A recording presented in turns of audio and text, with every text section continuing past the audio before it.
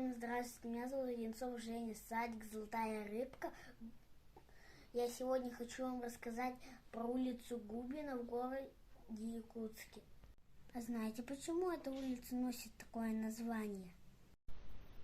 Потому что Володя Губин спас 4 детей. Он жил в двухэтажном доме на улице Озерная, рядом было озеро. В тот вечер Володя возвращался с тренировки и услышал крики детей, которые провалились под лед. Он, не раздумываясь, бросился их спасать. Сначала он спас 3, а потом нырнул за 4 и тоже его вытащил. Володя спас всех 4 детей, но саму спастись не смоглось, и помощь пришла не сразу, и он утонул.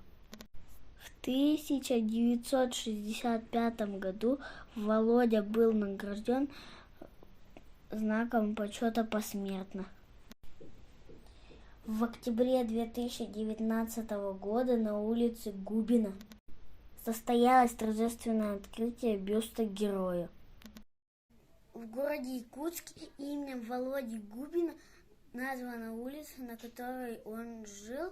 Округ называется Губинский. Спасибо за внимание.